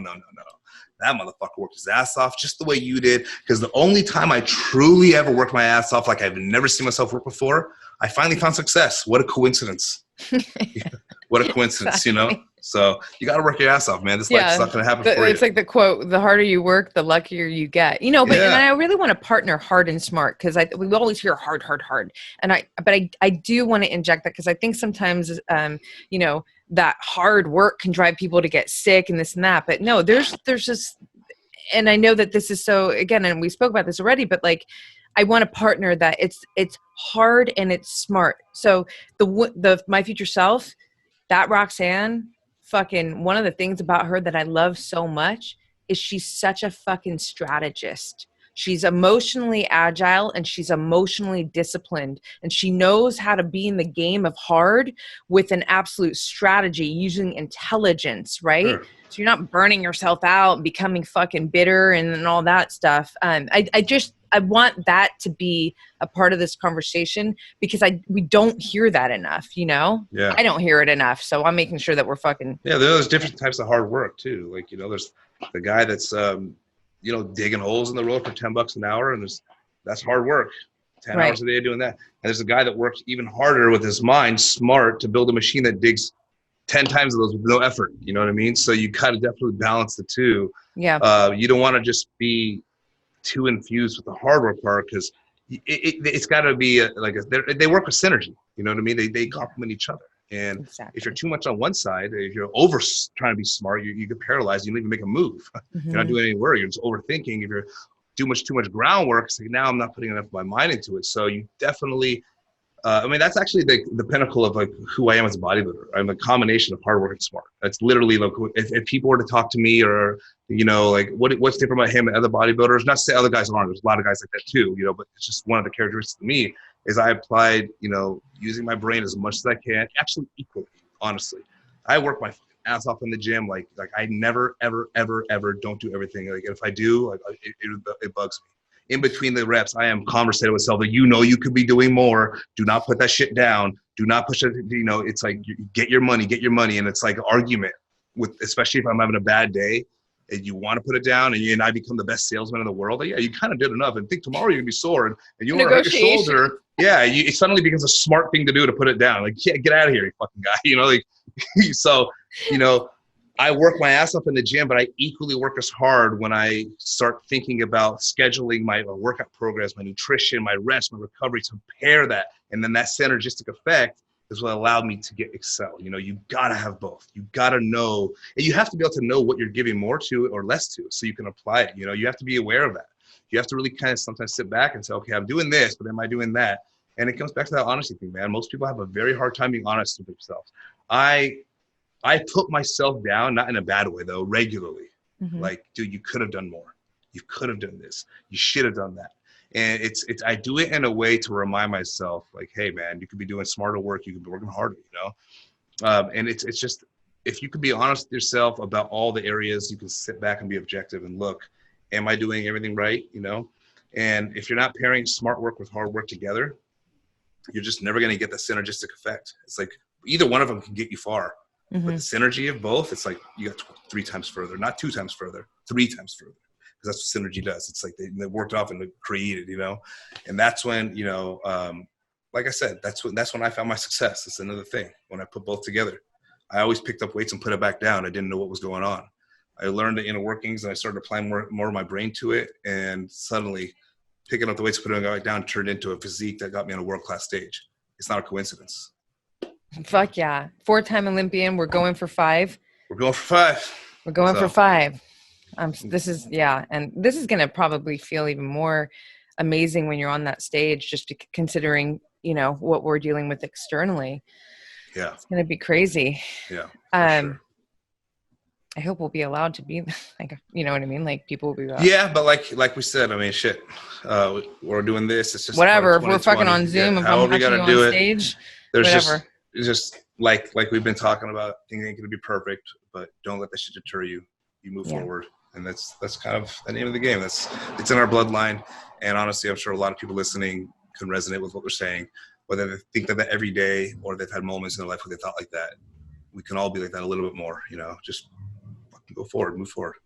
Always. I love it. I want to ask you one question I love to ask all my guests. So if you had a magic wand, you know, I love my magic. Yeah. My magic wand, and you can give the masses one healthy habit that would affect their life, like the largest kind of ripple effect. So anything from like mindset to, you know, eat more protein to fucking lift, whatever it is, what would it be? Well, we talked about a lot of things here already that could be one of those, but I would say, to put it in a word almost, awareness,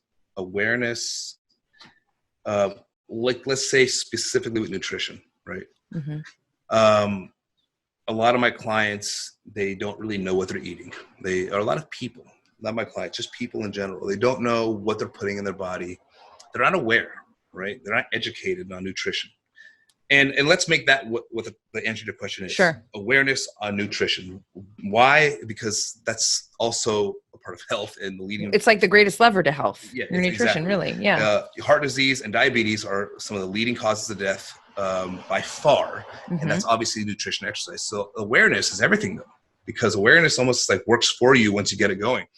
I always tell people, I give several different kinds of diet plans, right? I'll give a meal plan where it's like, okay, egg whites and this and that specifically so they can just follow the meal plan. But then I also give people like macros where they are just looking at the macros and they can kind of pick the variety of foods they like. And I encourage that style more. I give them both. I say start here because I know it's hard to just, here's the macros, go figure it out. It's like, here's what these macros are in an example diet. So start here, but I encourage you to branch off. Tomorrow or next week, let's switch one of the meals and eventually I want you to put something else, but match the macros of it, you know, the protein, carbs, fat of that meal. And eventually I want you to be able to pick foods that you actually enjoy so you can make this a long-term sustainable thing. Anybody can go off of a diet list of 7 different boring foods rotated for 12 weeks in a row and suffer and this, but they're going to lose weight. Sure. But after that, where do you go? You know, you don't know how to apply foods you like into this lifestyle now. So you're going to probably rebound and gain the weight again. That's why everyone can lose weight. It's very easy to lose weight. Everyone does lose weight. Nobody keeps it off. That's the issue, right? So I tell people like, you know, some of the clients like, oh, can you just give me another meal plan instead of the macro thing? Because I could, but let me tell you why I would encourage you not to. I want you to get a food scale for 3 months. I want you to read nutrition facts. I want you to take just 3 months. It's looking like a 3-month certificate of food awareness.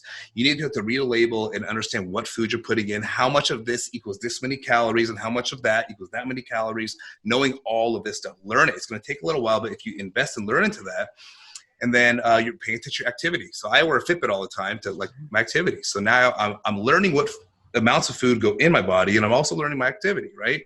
What goes in, what goes out. And when you work hard and you go burn off 500 calories from a cardio session, and then you go and now that you're reading nutrition facts as you're doing it, you're like, wait, this bag of chips is 500 calories. I just ran for an hour. Like, fuck that. Now you know, right? It's that awareness that kind of, it's like, for lack of a better way of saying it, it mind fucks you. It makes it to where it's very hard for you to now go and just consciously make these bad decisions. But if you don't really know this stuff and you go to the Cheesecake Factory and you get, this chicken thing, and you don't really know, but you don't see the calories in this was 2,000 calories for this meal. And then you had a lot of bread and butter, and then you're having cheese. You just had 5,000 calories, okay, in this one sit maybe. Okay, well, it took you 3 weeks to burn off 500 calories of your little cardio sessions each time. Like that awareness of knowing when you're staring at it. See, I can look at a plate of food now because of my awareness of say, okay, this is probably this many calories, and I can estimate what it is and make a conscious choice. I always tell people, imagine you're going to the ocean every day, you're having a good time, you're swimming around, we're having fun all summer long. And then at the very last day of summer, we're about to go in the ocean and say, hey, look at this video real quick. And it's a video of underneath the water, and there's sharks and piranhas and stingrays all next to your feet. This is you all summer long swimming near these things. You didn't know they were there. They never even bit you. You're fine. But they're there. And then we watch that video and say, okay, now, hey, let's go in the ocean. It's like, fuck, no, I'm not going in there. Like, why not? You've been going all summer long. You've been fine. Yeah, but now I know. And I'm going to make a different choice. Yeah. So getting food awareness, understanding what food equals what you're putting in your body, that will just force you to make a different decision, because it becomes very difficult to know you just did cardio and you're about to go slam down this thing and erase the last 2 weeks of cardio with one night out. And you'll find yourself just habitually making different decisions subconsciously because of your awareness. So magic wand, suddenly you have awareness of food. You have the education of food that goes in, goes out. You know how to eyeball your food. Yeah. It's just like, it starts working for you. It's so true. It's so good. And and you know what I love about it too? It's like, it's not just beneficial if you're, competing as a bodybuilder or, anything like that. This is for life, because actually, yeah, that's what I'm not going to bodybuild forever. And I know that, obviously. And this is actually one of the tools that I am happy to have for my life after bodybuilding, because the last thing you want to do is just not know where to go from there. A lot of people can follow regiment plans, but making it a lifestyle is the trick, is the key. You can't make healthy eating a lifestyle to the fullest extent without that awareness. So getting a food scale, 3 months, I tell people, I challenge everybody listening, 3 months, you get a food scale, you read nutrition facts. When you're in the grocery store, you read this, you start paying attention to what you're eating and what calories come with it. You will realize, oh my God, this thing has that many calories. I am not eating that. Especially if you give yourself like a 2,000 calorie budget. And you see this thing that you liked was this much. And it's like, okay, this bag of chips is 300 calories, and that Gatorade that I had, that's 700 calories. And I have a 2,000 calorie day. So I only have 1,300 calories left in my entire day because of that snack I had at 12 o'clock that I was hungry again at 1. Like, this is just a bad choice. And now that I know, I am not going to make that choice because it's too hard to consciously make that choice. Yeah. If I didn't have that awareness, you know how easy it is to have that tasty Gatorade and eat those chips? You don't know. So it's like, fuck. But once you know, it's, fuck.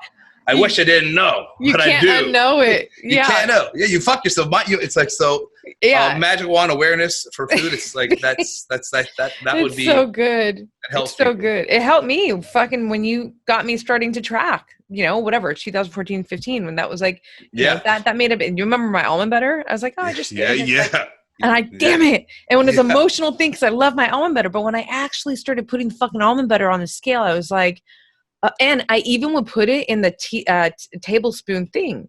Not good enough. Yeah. Because that shit's wrong. And then you just get, it's incredible. Scoop. Yeah. Right. Yeah. So and it's just an empowering tool, right? Because like you said, you just need to know where you're at to know, is this in alignment with my goals, really, and even if the goal is I want to be healthy and have a healthy body composition, for the rest of my fucking life. So Yeah. that's a good Awareness is a key. And the thing is, it's this whole tracking and reading and all that, it's not forever. So the people that are considering accepting this challenge, I always tell my clients, look, this is not forever. Is it annoying and tedious? And I got to put food in a scale and do, hell yeah, fine. But so is school. And so is a lot of things you went through, but you did it. You got the certificate, the degree, and that's it. So I want to say get a food awareness certificate. Just track your food, read labels, 3 months. It's like you're going to forever look at food differently. You should fucking make those certificates and give it to your clients. I might do that one day. That's you know what I mean? It's a real thing. It's a real thing. It's a lifelong habitual thing. It's a real win. Yeah. For your life. Long term, for sure. So that would be my thing. I love it. So the other thing that I love to do with all of my guests is I do these like rapid fire words. So I do these rapid fire words where your response doesn't need to be rapid. I'm just giving you one word, and then you tell me what comes top of mind, top of heart when you hear the word, But before I go there, I want to ask you, is there anything that we didn't speak about? We covered a lot, but that, either you don't get asked about and you want to speak on more, or maybe, like your community would love to hear it, or just something. I mean, I know we did cover a lot, so no worries if not, but I like to ask that. We did cover a lot. No, man, I mean, off the top of my head, I feel like we did kind of cover all the basics of things that kind of go into my day-to-day, just knowing that you're not going to always feel good every day. And that's completely normal. You know what I mean? People look at people, I don't want to say like me, but like me on Instagram, and they see something, and it almost can be discouraging when you see all these positive posts of being buff and ripped. I'm working hard. I hit 110% fucking all the time. But I gotta guarantee you, man, like I'm telling you for a fact, actually, there's a lot of the other sides that make me just as human as anybody else, just like any other person you look up to that, it's hard, and that's extremely normal. If you don't have that, then they say you're the weirdo, really. So it's actually it's a very big part of it. We're not always what we portray on social media, including even myself. I'm not going to share all of my worst moments, but they're there. It's a part of this journey. So if you ever feel discouraged by looking at somebody because it seems like they're always going and doing so great, and how are they able to do that? It's because we're showing you snapshots of our best moments, but there's a lot of shit that people don't see, that I feel, that you also feel, and it's just part of the deal. It's normal. So that's there too. I love it. It's real. That's awesome. Yeah. Wait, that shirt is dope. Is it? I need to get one of those. Yeah. Ohana, his family. Yeah. Family. Yeah. So good. Yeah. They're good. It works actually good for this because there's family here. So I know, right? That's perfect. Yeah. Did you see my shirt? I have a tiger. It's also like, I feel like that's in our bloodline. That's fucking family for sure. I was listening to that earlier at the gym. Right? Oh, fuck, it's so good. Was. And it never loses its robust fucking impact, right? Yeah, especially if you're in the right mood and that song comes on. Oh, forget it. It's always good. If you're in the right mood, you're like, oh, shit. I'm about to fucking probably get hurt. Yeah. That's a real thing I have to consider sometimes. Like deadlift, like, whoa, you better fucking check your form right now. Like, turn the fucking volume down. Yeah. You're about to hurt yourself. That's just getting too pumped. I love you. Yeah. That's so sick. All right. So ready for the first word? A little nervous. Yes. No, okay. I'm just kidding. No. Okay. First word is love. Family. Right away.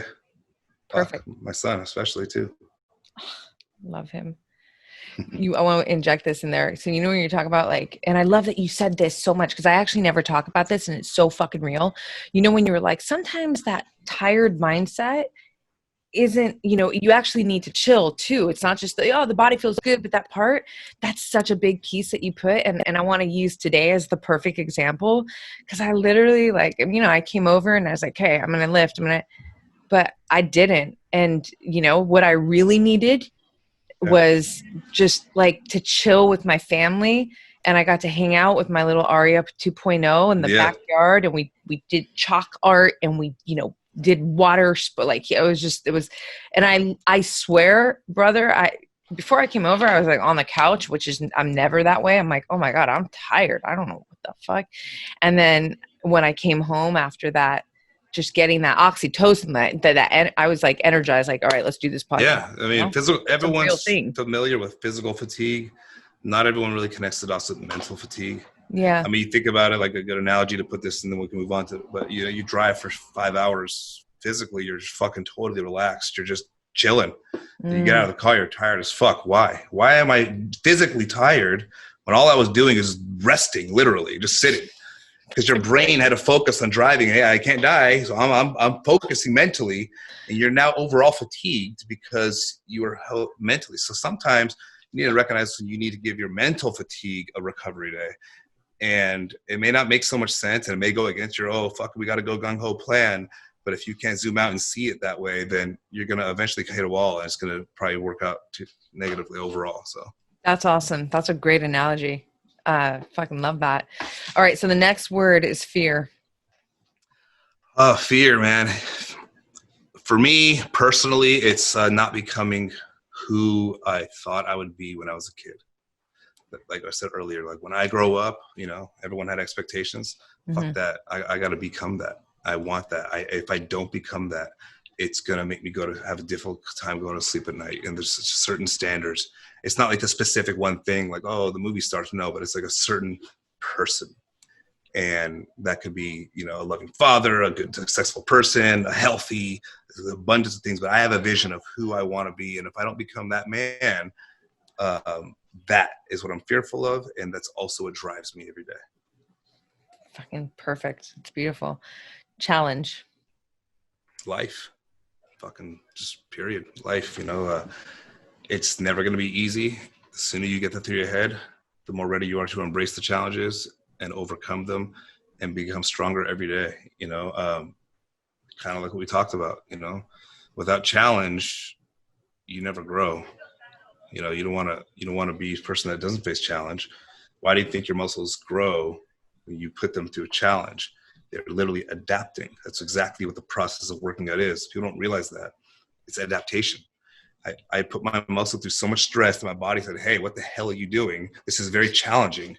We better create a stronger version of you to better be able to handle this next time you put yourself in this situation. And the result of that is a bigger, better, stronger muscle. And the challenge that you put your muscle through that is what did that. So, yeah. Another fucking great analogy.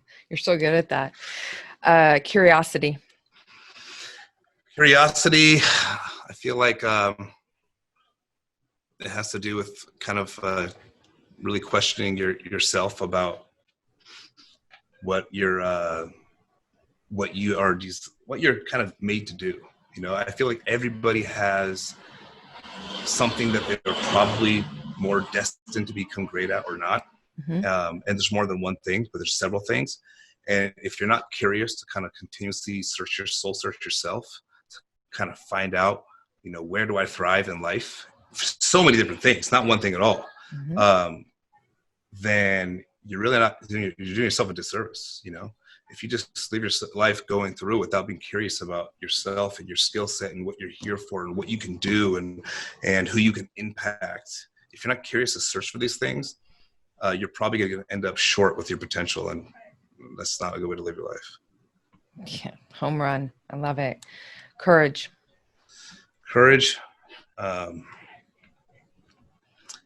Just really, when it comes to courage in my head, what I think of now is just kind of facing all of your fears and being okay with it. You know, like there's so many things that my life has put into me in front of me that give me fear. You know what I mean? I'm very like loving towards my family, and I feel like it's weird. For some reason I have emotion right now. I don't know why. I love it. But I don't know. It just feels like, you know,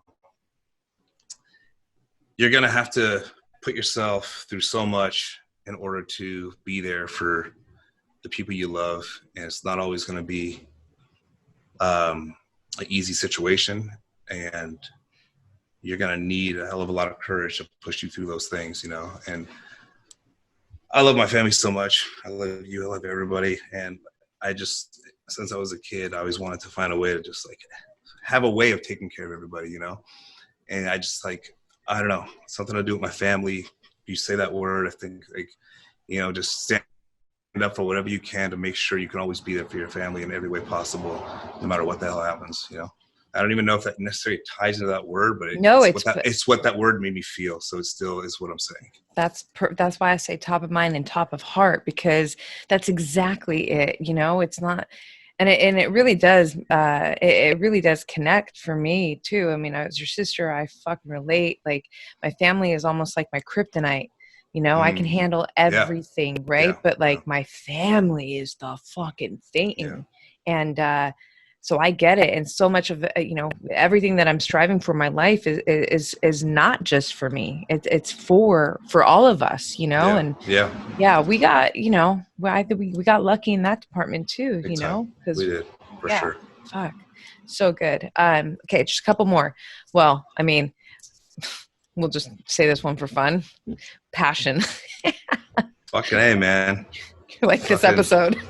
Without it, you're not living. Mm-hmm. Period. It's like when you fucking wake up without passion, like literally, that is just another day down. Nothing even happened. You know what you did? You got older. When you have passion and you drive forward, you are making progress in your life. Without passion, without goals, without direction, you are literally just doing nothing but aging. You're getting nothing else but that. Passion is the driver to an exciting life. You're a fulfilling one. I love it. Yeah, for sure. 2 more. Resilience. Oh man, resilience is just never letting yourself get down to a point to where you break. It's okay to bend, just don't break. We're always going to bend, and that's fine. You can always bend it back, but if you let this problems break you, it's gonna really put a gap in your life. You know, it's gonna really slow you down. So it kind of goes back to what I mentioned. You know, anything that happens to you, just take advantage of it. Use it as an opportunity to get mentally stronger. You need to get resilience to live in this world. I mean, fuck it, look at the year we're in, right? Yeah, exactly. There's a lot of people that are letting it be the reason why they're going to let everything go. And there's a lot of people that are going to come out of this shit strong as hell. Those are the resilient ones. Yeah, I agree. Last word is excellence. Excellence. I feel like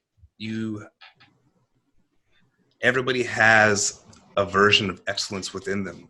And it is our job and duty in this world to figure out what the hell that thing is and go. Do not settle for mediocrity. Find out what you're here for. Find out what you're good at.